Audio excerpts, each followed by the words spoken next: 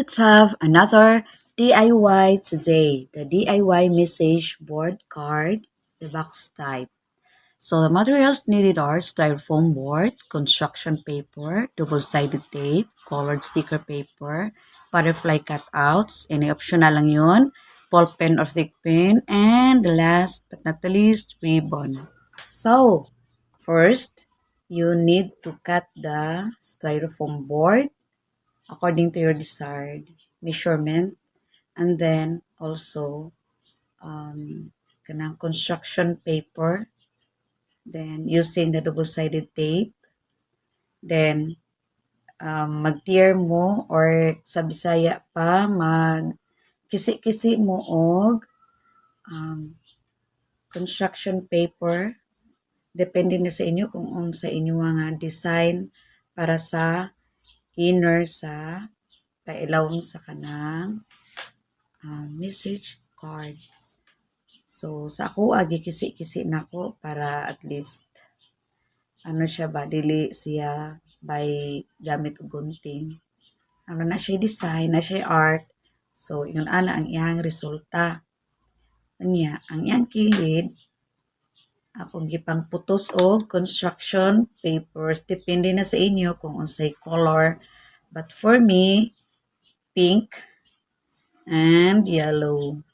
So, ayan. Using the sticker na paper. So, naana siya plastic sa ibabaw. And then, after I put all construction paper into the styrofoam, so, nag-prepare ako na message. By the way, kani siya nga message board card is for my sisling. Sister sa brigada nga si Diling. So, na sisling. My friend. O, sa inyo nga, depende na sa inyo kung unsay mga message. Mag-prepare lang mo daan para dire-diretso na. Then, muna ako ang message for the sisling. Pak, ganun. So, yun lang. At saka, advice na din na if dili mo prefer sa inyong stroke or sa inyong handwritten, so pwede mo i-print ninyo. Pero cost naman ko kayo niya, labi na layo ang printinganan. So, mas nindot mo dyan lang isuwat kay, na dyan ang effort ba? Mas ma-appreciate kung mismo imuha yung handwritten dyan nimo rather than printing. So, yun lang ang tips. And then, depende na sa inyo kung lagyan nyo niya ng mga kuchichiburichi or arts or mga cutouts. For me, ang ginamit ko ay kita mo anang magpalit mo og construction paper. Then sa front, managa na siya extra nga something na ay kuha na siya construction paper, that pack. Then, nabito siya mga like ng ana picture. So, mo na akong gihimo. Wala na akong gilabay. So, ako na siyang gikat o gihimo na ko siya. So, anything nga makita ninyo sa inyong house or sa inyong mga materials, labi na paliton ninyo sa mga tindahan, dili inyo ilabay kay for the future, magamit ra gyud na siya. Awa, see?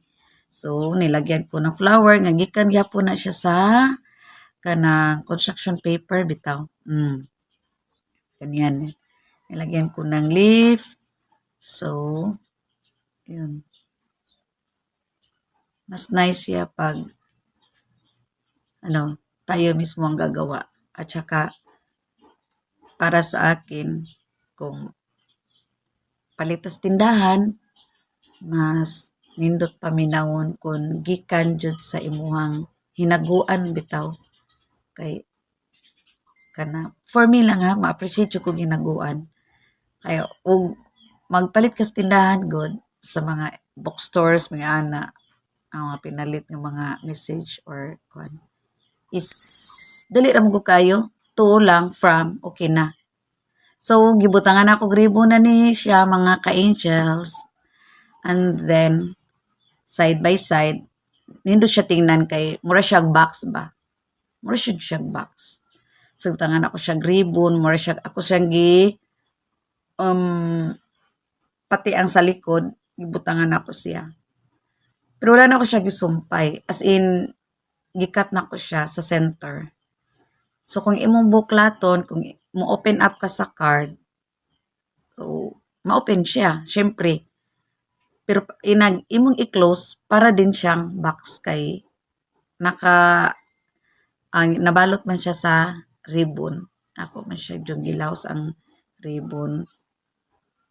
Like that. Tapos, naalan siya Ayan, ana. Simple raman kaayo siya. Pero, effort kayo ko, ana. Dugay na human. Ana lang na siya. So, by the way, wala ko'y napalit jud ani kay kani siya. Gikan na gini siya sa makita diri sa materials or mga school supplies akong anak. Kanang ribbon is dugay na gyud na siya. Pila na ka years. Hilig mong ko kanang tago-tago. Bitaw dili na ko ilabay na isobra. So magamit ra gyud for the future. So kani wala na. Effort ra gyud ako O muna na siya guys. Gibutangan ako na siya o kanang ribbon niya makita sa front. Na ako'y separate ana nga DIY video. Kamo na lay pangita ha. Ang title kay DIY paper flower making. So yun. Bye.